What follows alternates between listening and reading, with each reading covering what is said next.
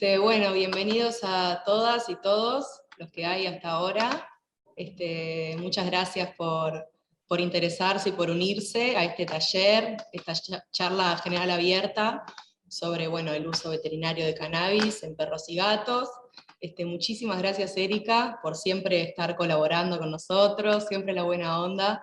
Ahí está Andrea, que también va a estar siendo la exponente en la charla del miércoles. Bienvenidos a todos. Acá MCAN, como ya saben algunos, es una asociación civil sin fines de lucro de usuarios de cannabinoides con fines medicinales. Tenemos un equipo multidisciplinario cada vez más grande, compuesto por muchos profesionales de la salud, médicos, veterinarios, y varias especializaciones diferentes. Tenemos un espacio acá cerquita del mercado del puerto, a unos metros, donde se atienden consultas médicas, otro tipo de terapias alternativas, y bastante enfocados también en el uso veterinario, que ha ido desarrollándose muchísimo últimamente, cada vez más. Muchísimas gracias.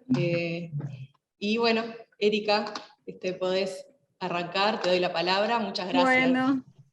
Bueno, gracias chicas, gracias siempre por invitarme y tener este espacio abierto para difusión del conocimiento, ¿no?, sobre el cannabis en veterinario, ¿no?, y en la medicina también, que hacen talleres de todo, ¿no? Me llamo Erika y soy maestranda en la Facultad de Veterinaria de Odelar. Trabajo en la unidad de terapia de dolor y cuidados paliativos en pequeños animales. También estamos con el grupo de estudio de dolor, que hace poco lo creamos, y tenemos también charlas para difundir conocimiento. Esa es la idea siempre, ¿no? Capacitar y ayudar a otros colegas para que todos logren mejorar la calidad de vida de las mascotas, ¿no?, de sus pacientes. Si no me comprenden algo es porque yo recién llegué a Uruguay, entonces no manejo bien el español. Se entiende perfecto, Erika. No, mentira, Hablas no puedo muy bien usar más español. esto. No puedo más usar estas excusas más. 4 años no puedo más. Bueno, empezamos entonces un poco de historia, ¿no? La cannabis es usada como medicina. Desde la antigua China se usaba para, por ejemplo, malaria, para alteraciones gastrointestinales, por ejemplo, para dolor también. No sabían exactamente lo que hacía, pero sabían que hacía algo y hacía bien y mejoraba unas situaciones, entonces lo usaban. Entonces hay descrito desde la antigua China, la medicina oriental, ¿no? Pero solo en 1830 más o menos que se incorporó a la medicina occidental. Acá en Uruguay, pasamos ahí el recorrido de los años, se regularizó el mercado de cannabis para producción y la venta, ¿no? Se puede inscribir en el IRCA para producir, para plantar, ¿no? O participar de algún club canábico. Y bueno, puedes comprar en la farmacia, pero lo que venden son para fines recreacionales, ¿no? Recreativos, más que nada. Con fines medicinales, todavía estamos caminando. Entonces, desde 2017 más o menos tenemos ahí cannabis para venta en farmacias. Y creo que en esta época más o menos que empezar a vender la primera formulación farmacéutica, que es el extractante. Y bueno, ¿cómo que surgió la demanda para uso en mascotas? Lo que pasa es que con el pasar de los años, ¿no?, con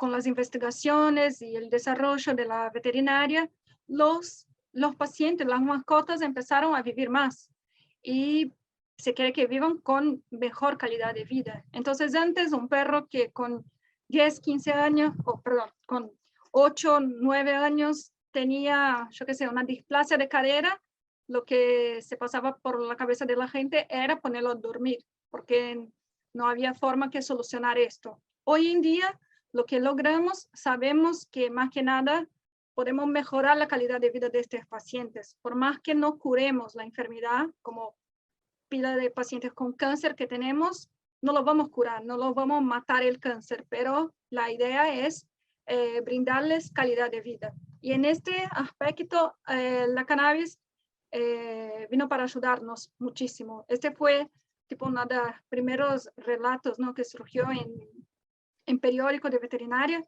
de una asociación importante, ¿no?, la Asociación Americana de Veterinarios, y mostraba un par de reportes de casos que usaron cannabis así.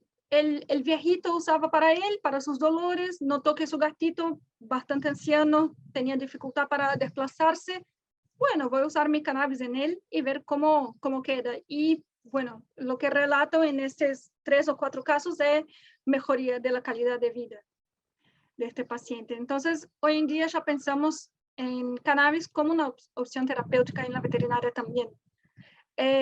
De forma general, el sistema endocannabinoide es un sistema de comunicación celular. Es un sistema orgánico nuestro que todos tenemos, los vertebrados. Como tenemos el sistema cardiovascular, el sistema respiratorio, el sistema nervioso, tenemos el sistema endocannabinoide. Pero él actúa regulando, por así decir, los demás sistemas, con el objetivo de buscar mantener la homeostasis, o sea, el equilibrio de todo el cuerpo, ¿no?, de las funciones orgánicas. Y eso lo hace actuando de forma diversa, ¿no? Por ejemplo, depende de dónde están sus receptores, pero por ejemplo puede hacer una vasodilatación, dilatar los vasos, entonces actúa ahí a nivel cardiovascular. A nivel gastrointestinal, por ejemplo, puede disminuir los mareos que generan vómito, ¿no? Esto, incluso para eso que se liberó el THC, primero que todo, para pacientes que recibían quimioterapia por cáncer y tenían vómitos. Entonces, observaron que los que usaban THC, que fumaban, ¿no?, o inhalaban, lo que sea, tenían menos efectos colaterales. Incluso estimulaba el apetito. Entonces, el sistema endocannabinoide va a actuar en cualquier uno de los sistemas acorde lo que necesitamos, ¿no?, para buscar el equilibrio. En el sistema nervioso, por ejemplo, actúa en la percepción de dolor o en el umbral convulsivo, por ejemplo. Sus componentes clásicos, entonces, son los receptores cannabinoides, CB1, CB2, y algunos receptores órfanos, porque ya estaban en otros sistemas, estos receptores, pero se descubrió que los endocannabinoides, los cannabinoides que producimos nosotros, actúan en esos receptores también. Entonces, por eso que se dice que son receptores órfanos. Bueno, los endocannabinoides, los cannabinoides que producimos, la anandamida y el 2-AG, son ácidos grasos derivados poliinsaturados, derivados del ácido araquidónico, y son sintetizados a la demanda. O sea, cuando llega un impulso eléctrico, se va a hacer el gatillo para toda una cascada, y que al final se producen los cannabinoides y ellos van a actuar y hacer la función que sea de inhibición o activación de receptores, lo que sea. Entonces no se almacenan y tienen su media vida muy corta y su acción muy localizada. Y las enzimas de biosíntesis y degradación. Entonces aquí más o menos cómo funciona, ¿no? Cuando llega, no sé si ven mi flecha acá, cuando llega el potencial de acción, hay abertura de los canales de calcio, influjo de calcio, hay estimulación para liberación de neurotransmisoras, moléculas no químicas que quedan almacenadas acá, por ejemplo el glutamato, que es excitatorio, un neurotransmisor excitatorio del sistema nervioso central. Entonces él ayuda a la conducción del dolor, del impulso doloroso. Por ejemplo, él entonces sale de aquí, se liga su receptor acá en la otra neurona postsináptica, y aquí que va a ocurrir el gatillo para la producción y liberación de los endocannabinoides. O sea, ellos salen, acá 2AG, AEA, anandamida, y se acoplan los receptores presinápticos. Y cuando llegan allá, pueden modular cómo está liberando los otros neurotransmisores. O sea, puede impedir que haya liberación de estas sustancias excitatorias. Y ahí puede intentar bloquear, hacer un bloqueo del camino del dolor. Bueno, y los cannabinoides entonces son clasificados, como ya comenté, los endocannabinoides que producimos nosotros, los sintéticos, ¿no? Que lo hacen industrias farmacéuticas y que ni necesariamente no precisan de la planta, y los fitocannabinoides, que eso es lo que usamos para extraer el CBD y THC, que son los más conocidos. Usamos un extracto de las flores de la hembra de cannabis sativa. Entonces, ellos son producidos acá, en estos pelitos acá, que son los tricomas glandulares, que sintetizan estos fitocannabinoides, ¿no? CBD y THC, en su estado ácido, y ellos en realidad tienen función en la planta. Por ejemplo, función de defensa contra parásitos, por ejemplo. Entonces, no están ahí por nada. Tienen su función ahí ya en la planta. Son altamente liposolubles, por eso que por lo general vemos las formulaciones en aceite, no tipo una solución en agua con cannabis. Y hay otras sustancias que la planta cannabis produce, que son sustancias que actúan en sinergismo con el THC y el cannabidiol, el CBD, generando un efecto de entourage, que llamamos, que son los terpenos y flavonoides.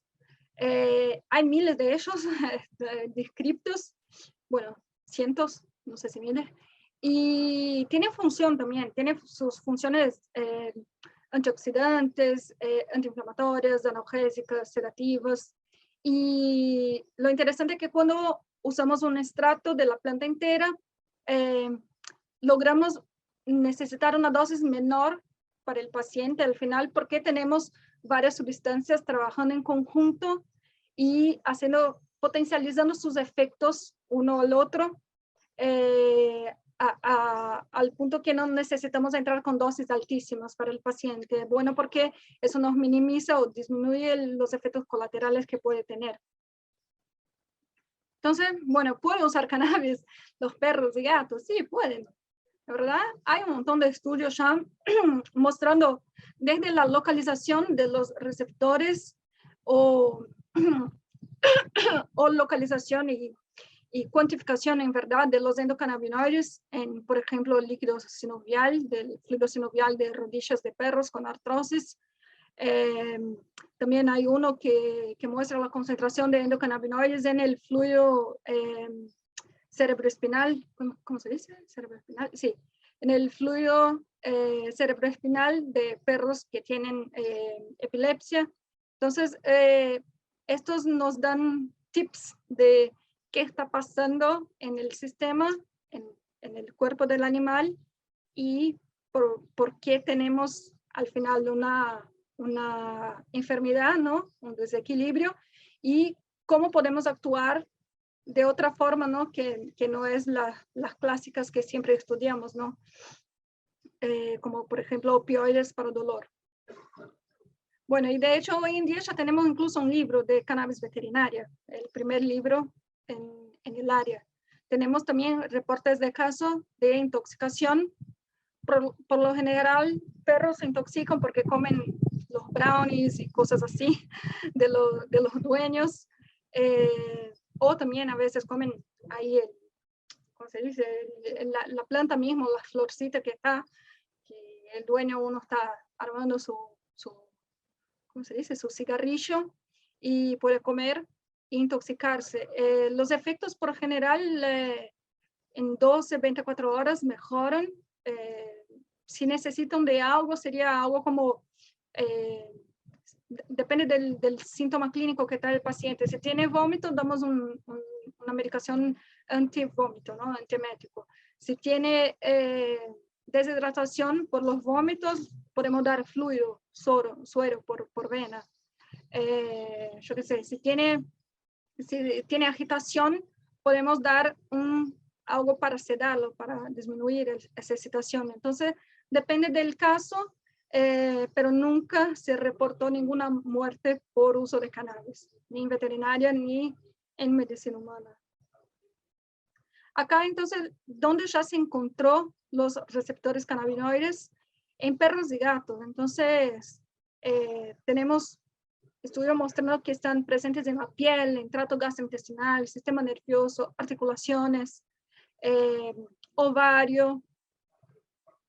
Y una cosa es tener en consideración que los receptores CB1 en los perros están en mayor concentración a nivel cortical, por ejemplo, cerebelo, todo, en los perros que en comparación con gatos y humanos. Entonces, por eso ellos pueden tener un poco más fuerte los efectos psicoactivos, entre comillas, del THC, porque el THC tiene altísima afinidad con este receptor, que se ven, a ver, aquí.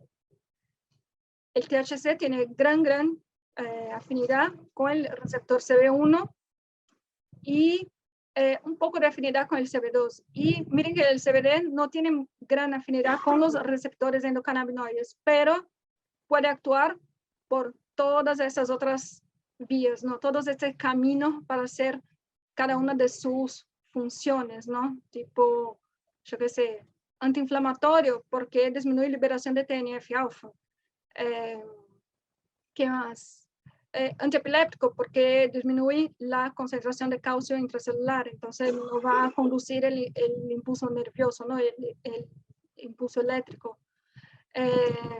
Bueno, ¿dónde está? El dolor acá, analgésico, porque actúa en receptores TRPV1. Entonces tiene pila de diana, ¿no? Diana, que se dice, ¿no? Los ojos,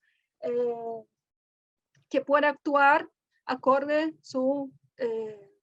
y que resulta en algún efecto final como neuroprotección, vasorelajante, antiespasmódico, antiproliferativo, interesante para cáncer, antiemético. Y acá también hay las funciones, ¿no? Por donde actúa y que resulta de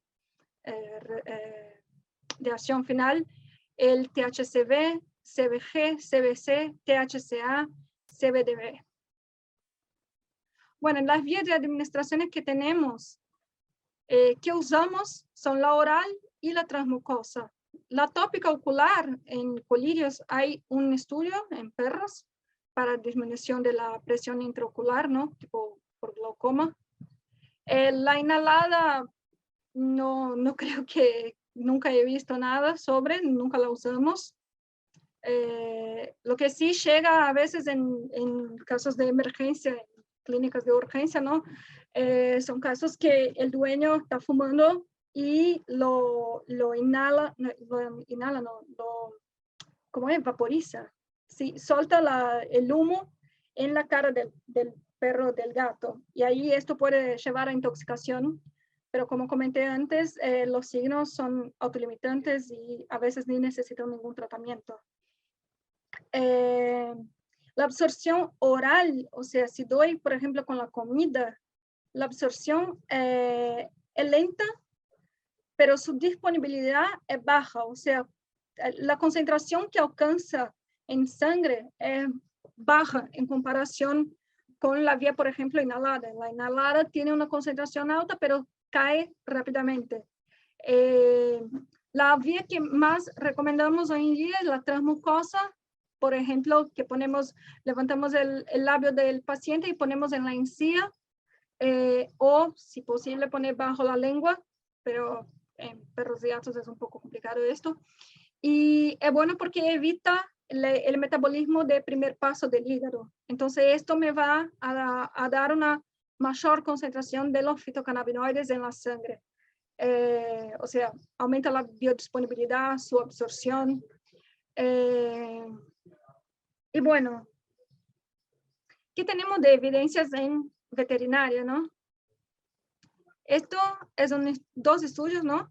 que evaluaron piel de perros y de gatos que eran sanos como grupo control, y otro que tenía o diagnóstico de dermatitis atópica de perros o con hipersensibilidad, con dermatitis por hipersensibilidad, ¿no? En gatos. Y se mostró que encontraron que los receptores cannabinoides estaban sobreexpresados en los pacientes enfermos con atopía o con hipersensibilidad. Entonces, esto nos da una señal de que capaz que podemos usar estos receptores o el sistema endocannabinoide para modular pacientes con estos problemas de piel, como disminuir inflamación, el prurito, el dolor también, porque la piel inflamada mucho tiempo duele un montón. Entonces, son oportunidades terapéuticas que estamos descubriendo a lo largo de los estudios, ¿no? En ese estudio se evaluó la mucosa oral de gatos con esta enfermedad que se llama gingivistomatitis y gatos sanos. Y en los dos gatos, claro, se mostró receptores cannabinoides, o sea, el sistema endocannabinoide está ahí en la mucosa oral para mantener la homeostasis, el equilibrio del tejido. Pero en gatos con la enfermedad con gingivistomatitis, los receptores estaban sobreexpresados. Entonces también nos da una tip de dónde podemos actuar y cómo podemos actuar para ayudar en el conforto de estos gatos. Por lo general tratamos apenas de manejar la inmunidad de ellos con corticosteroides o con inmunosupresores, y esto a largo plazo puede causar algunos efectos colaterales. A veces el paciente no pasa bien. Entonces, capaz que con fitocannabinoides, utilizando formulaciones con fitocannabinoides, podemos ayudar a estos pacientes que no se van a curar, pero vamos a lograr una mejoría en los síntomas clínicos y brindarles calidad de vida con lo menos posible de efectos colaterales. Acá también mostrando que hay endocannabinoides, o sea, anandamida 2-AG, en el fluido sinovial de las rodillas de perros con artrosis, más que de perros sanos. Entonces, nos dice que hay ahí un proceso de desequilibrio y que el sistema endocannabinoide está intentando modular para volver al equilibrio, ¿no? Este aquí ya muestra, apenas para mostrarles que los perros absorben y tienen después una disponibilidad en la sangre mucho más alta que los gatos. Entonces es algo a se considerar cuando vayas a prescribir a un perro que a un gato. Capaz la dosis o el intervalo terapéutico no va a ser lo mismo, ¿no? Todavía estamos todo muy experimental, muy empírico, pero es algo para se considerar ya. Bueno, acá apenas mostrando diferentes formulaciones, cómo actúan, ¿no? La concentración que alcanzan en la sangre a lo largo de 12 horas en distintas dosis. Las formulaciones son un aceite, que es lo que usamos por general, CBD infusionado en aceite, en cápsula o en crema transdérmica. La crema transdérmica, que es las bolitas acá, dice que alcanzó las menores concentraciones. Todavía no sabemos si es una concentración terapéutica. Ese es un estudio apenas de la cinética todavía, ¿no? Saber cuánto alcanza. Si lo que alcanzamos genera algún efecto deseable, es otra cosa, necesita otro estudio. Pero y el triangulito acá, que es clarito, que no está lleno dentro, el CBD infusionado, el aceite, ¿no? El aceite de cannabis, como por general usamos, que se dice popularmente. Y alcanzó las concentraciones bastante mayores que de la crema transdérmica. El microencapsulado alcanzó concentraciones buenas también, pero el aceite tiene un perfil mejor. Y acá apenas mostrando a lo largo de las semanas que usaron en distintas dosis con este intervalo cada 12 horas y cómo era la concentración de CBD a lo largo de las semanas para cada formulación. Acá el aceite, acá el microencapsulado y acá la crema transdérmica. Y bueno, vimos que en los dos casos, ¿no? El aceite y la microcápsula mantienen concentraciones mejores. Acá para mostrar que la absorción transdérmica no es muy buena. Que acá alcanzó tipo ni 50 nanogramos por mililitro. En el otro estudio estaba llegando a 1000 nanogramos por mililitro de concentración. Entonces, la crema transdérmica tiene una menor disponibilidad en la sangre y lo que se notó en ese estudio, que aplicaron una crema en beagles, en perros, que las formulaciones ácidas absorbieron más. Apenas esto. Eso, la absorción sistémica, ¿no? Después. Y esto apenas para mostrar también una otra cosa que al principio hacíamos mal y después nos ajustamos en la prescripción después de este estudio, es que los pacientes que reciben el aceite, la formulación en ayunas, absorben mucho más que cuando están después de comer. O sea, si damos con la comida o damos la comida y después del aceite, absorbe mucho menos. Eso lo hacíamos mal antes porque dábamos junto con la alimentación. Y de estudios clínicos tenemos acá con epilepsia, usaron una formulación oral que bajó un 33% el número de cuadros, ¿no? De crisis, lo que para ellos del estudio no es satisfactorio, pero para los tutores seguramente es, ¿no? El paciente está convulsionando 33% veces menos que antes, ya es algo. En este fue el primer estudio para tratamiento de dolor crónico por artrosis en perros y compararon el aceite básicamente de CBD, esta es la formulación, tiene muchísimo más CBD que los demás. Compararon con placebo y hicieron unas escalas que usamos, el tutor llena esas escalas de calidad de vida y de grado de dolor según su percepción, ¿no? Cómo está sufriendo el perro y todo. Y bueno, y usaron esas escalas a lo largo de las 4 semanas y los pacientes mejoraron, tuvieron una mejoría, ¿no? Una menor escala en la 4ª semana, una mayor queda en las escalas del grupo cannabis que en el grupo placebo. Yo hice este gráfico acá, pero apenas para mostrarles que puede parecer que no es significativo, pero cuando tenemos los relatos de los tutores de cómo contentos se quedan con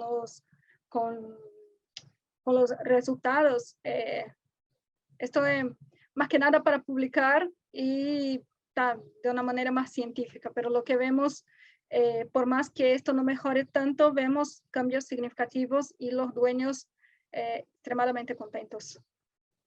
Y acá, apenas para mostrar que hubo sí un aumento en una enzima hepática llamada FAS, sin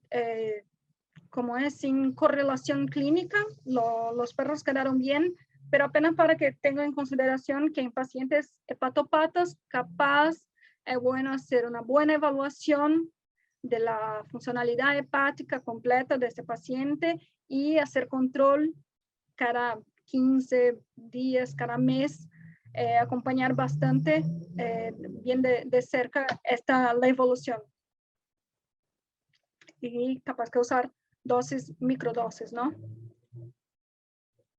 Está apenas mostrando que el aceite, cuando es por vía transmucosa, o sea, levantar el labio y poner en la encía, es mejor que cuando tiene mejores resultados clínicos en el nivel de actividad y grado de dolor en los perros que en comparación cuando dando por vía oral, o sea, que da para que trague, ¿no? Esto, bueno, otro gráfico mostrando que el grupo CBD mejoró, bajó mucho más que el grupo control, que el grupo placebo. Bueno, otro estudio mostrando como una satisfacción de los propietarios cuando usaron el aceite, la formulación con cannabis, una mejoría en la calidad de vida de los pacientes, el rango de dosis efectiva de 0,3 a 4 miligramos kilo cada 12 horas, pero la mayoría de los pacientes entre 1 y 2 miligramos kilo, lo que esto corrobora, no sé cómo se dice, va de encuentro con lo que dijo el primer estudio de la Universidad de Cornell, que usaron 2 miligramos kilo cada 12 horas. Entonces, apenas que tengan en cuenta un poco de dosificación para que no quede muy, ¿no? Tipo una gotita cada tanto, ¿no? Hacer el cálculo miligramos por peso del animal.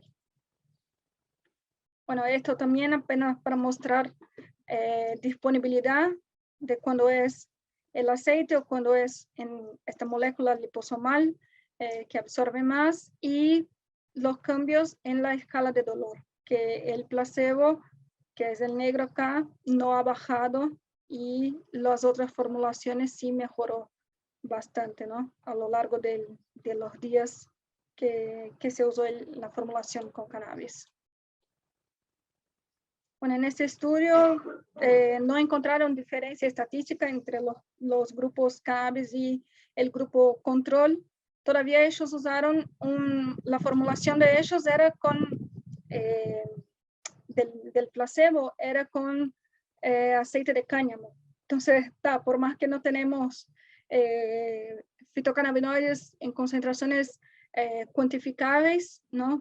Que se puede detectar, tenemos los terpenos, los flavonoides, entonces tenemos otras sustancias químicas que ayudan en el cuadro de dolor, inflamación, discapacidad. Bueno, entonces la dosificación, lo que usamos como guía sería start low, go slow, o sea, empezar la dosis la mínima posible y ir subiendo despacio a lo largo de los días según la necesidad del paciente, ¿tá? Entonces, eso es una receta, pero fíjense que no es, no es congelado, no es tipo para todos los casos hay que ser así, no, depende de qué el paciente está tomando, depende si es un caso de dolor o si es un caso de dolor porque tiene un osteosarcoma. Entonces, hay que ser más agresivo en las dosis y en la subida, ¿no? Para la escalada de dosis hay que ser más rápida, porque son casos de cáncer, la sobrevida no es la misma que de un perro que tiene apenas una osteoartrosis y va a tener una larga vida y quiero manejar ahí, ayudarlo en su calidad de vida. Entonces, lo que usamos por lo general, medio miligramo kilo cada 12 horas, dependiendo de las otras medicaciones que tome, ¿tá? Y hacemos el cuarto de esta dosis, en principio, apenas para modular el sistema endocannabinoide del paciente, ¿no? Para que no quede con los efectos colaterales, principalmente del THC, que no quede muy exacerbado esto. Entonces, para que el sistema se va ajustando a lo largo del tiempo, despacio. Vamos empezando con una dosis, una microdosis, micro, y ahí vamos subiendo hasta la dosis que el paciente necesita. Por lo general, no pasamos de 1 miligramo kilo cuando usamos aceite de formulaciones full spectrum. Entonces, la titulación según la respuesta del paciente, ¿tá? Este apenas es un estudio mostrando que escalaron las dosis de cannabinoides, de CBD y THC, hasta dosis muchísimo altas y no encontraron efectos adversos. Lo más así que tuvo en dosis altas, un paciente u otro capaz que tenga una incoordinación o yo qué sé, una sedación, a veces también vómito y diarrea. No sabemos si por el vehículo, por ser un aceite, ¿no? O si por el CBD, pero a veces suele pasar. Lo único hay que avisar a los dueños, ¿tá? Y acá también usaron una formulación alta en CBD y usaron 3 dosis de CBD-THC, y lo único que generó fueron algunos signos neurológicos blandos con dosis altas de THC.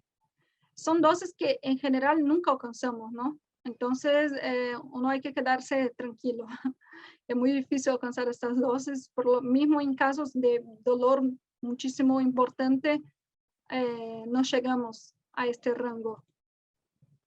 Entonces, los efectos adversos, como les comentaba, sedación, incoordinación, dilatación de pupila, temblor muscular, una respuesta exagerada al toque, vómito, diarrea. Algunos tienen sí polifagia, ¿no? Tienen más hambre por el THC, suele pasar.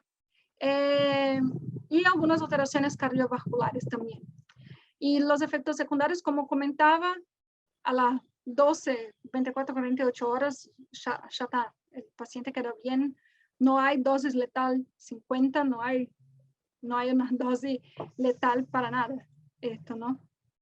Y apenas para finalizar, un caso clínico muy interesante, que es de Horacio, un gatito de 10 años que tenía dificultad para posicionarse para defecar. También no lograba entrar con facilidad en la caja sanitaria, quedaba parada en frente a la caja, miraba al dueño, miraba la caja, mollaba y todo. Y bueno, pensaban ser algo gastrointestinal, hicieron una ecografía de abdomen, tenía así una inflamación que no se sabe el diagnóstico definitivo, si era una simple colitis, si era una enfermedad inflamatoria intestinal, si era linfoma, no se sabe. Entraron con tratamiento con corticoide, con prednisolona. Cuando llegó para nosotros ya estaba con esto hacía un año y ya tenía sus efectos colaterales, ¿no? Eso de la poliuria, polidipsia, o sea, tomaba muchísima agua y hacía muchísimo pis. Pero asimismo, el gato seguía quejándose, no toleraba más el toque a la región lumbosacra y cerca de la cola. Tenía unos espasmos, movimientos involuntarios de la musculatura en esa zona también. Y también se mutilaba, ¿no? Se arrancaba los pelos. Y seguía con la dificultad para entrar en la caja sanitaria. Acá es como él quedaba. A ver si hoy va el vídeo. Ay, no va. Ah, bueno, está. No importa. Acá es la placa de él, que tiene acá una disminución a nivel lumbosacro. Y esto que debe estar generando estos signos de dolor, de hiperestesia, ¿no? En el paciente por compresión nerviosa. Y entramos con una formulación que hicieron en la Facultad de Química para nuestros proyectos, nuestros pilotos, ¿no? En facultad. Hicimos una dilución más alta, ¿no? Diluimos más que el aceite que estábamos usando en los pilotos para los perros. Pero esta fue la concentración que tenía, o sea, 18 miligramos por mililitro de cannabidiol y 8 miligramos por mililitro de THC. Entramos a la dosis de medio miligramo kilo cada 12 horas, que era lo que estábamos usando a los perros también, basado en los estudios que mostré antes, pero él quedó muy sedado. Entonces, a los 3 días de tratamiento, entonces bajamos la dosis a la mitad. Y a ver, y esto son la escala de dolor para gatos que usamos. Estaba en un 13 el grado de dolor al primer día y bajó para un 5 a los 30 días de tratamiento. O sea que es una respuesta satisfactoria, ¿no? Y más que eso, él volvió, no va a entrar los videos, volvió a jugar con el otro gato de la casa, volvió a subir en el ropero, cosa que no hacía por años más de tan dolorido que estaba, y volvió a usar la caja sanitaria. Entonces, más que nada, yo contacté a la dueña hace unos 3 meses y, o sea, ya hacía más de 2 años que hicimos este piloto con Horacio, ¿no? Y ella sigue apenas con el aceite, con la formulación M de Mecan, que es el 1.1, y está con una excelente calidad de vida. Es otro gato, volvió a ser el gato que era, ya está más viejo, ¿no? Está con casi 13 años, y no ha necesitado rescate, pulsoterapia, ¿no? Con prednisolona por el tema de la supuesta enfermedad intestinal. Entonces, logramos un éxito, es esto que queremos. Por más que no lo curamos, no vamos a curar, pero mejoramos la calidad de vida de este paciente y es lo que importa. Bueno, entonces recordar que, conclusiones, ¿no? Recordar que el cannabis es una medicación como cualquier otra. Los aceites, las formulaciones no son todos iguales, las formulaciones, y no sirven para todo. Ojo con esto, ¿no? Quieren dar cannabis para todo, como si fuera a curar todas las enfermedades del mundo, y no es así que funciona. Uno crea muchas expectativas y acaba se frustrando al final. El tratamiento debe ser indicado apenas por un médico veterinario. No administrar sin saber la composición química. Es muy importante saber la cuantificación de los fitocannabinoides, de terpenos, saber si fue testado para pesticidas, para hongos, para todo, ¿no? Saber cuál es el vehículo de la formulación, si es aceite de ¿cómo es? Aceite de girasol, por ejemplo, saber cuál es el vehículo. Y las dosis se ajustan a cada paciente, porque nosotros tratamos pacientes enfermos, ¿no? No tratamos enfermedades, no tratamos estudios de sangre, no tratamos placa, tratamos rayos, ¿no? Tratamos el paciente. Bueno, muchas gracias. Perdón que hablé demasiado.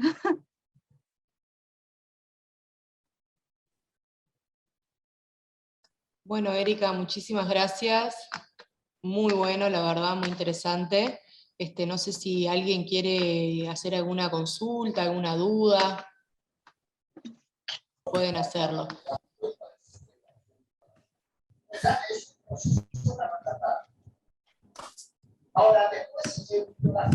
Hola, Erika, Hola. gracias por la presentación, muy buena. Hola, Te gracias. quería hacer una consulta. Vos decías que para dosificar usaban 0,5 miligramos kilogramos como dosis de referencia y empezaban a titular con un 0,25%. Mi consulta era si suelen llegar a esa dosificación para obtener efectos terapéuticos o lo logran a una menor dosificación en general, digamos, según tu experiencia. Bueno, depende del paciente, como comentaba, no sé. En facultad, en la unidad de terapia de dolor, atendemos y cuidados paliativos, atendemos pacientes que están en polifarmacia, polimedicados, ¿no? Entonces ya vienen con un montón de medicamentos que cuando agregamos el cannabis, la idea es lograr bajar las otras medicaciones hasta la menor dosis eficaz para el cuadro, para así minimizar los efectos colaterales, ¿no? Entonces, si es un paciente que está tomando otras medicaciones, capaz que una dosis 0,1 miligramos kilo cada 12 horas le vaya bien, 0,2 miligramos kilo cada 12 horas. Si es un paciente con un grado de dolor altísimo y que, bueno, está apenas con, yo qué sé, con dipirona, ahí sí capaz que tendremos que llegar hasta medio miligramo kilo, 1 miligramo kilo. Y también depende de la formulación. Las formulaciones full spectrum, como comentaba, que tiene ahí los terpenos, flavonoides, los fitocannabinoides diversos, logramos usar dosis menores que cuando son aceites aislados o alto en una molécula apenas, que no son full spectrum. En esos casos ahí a veces tenemos que usar dosis más altas para lograr un control de los signos, de los síntomas que queremos controlar del paciente.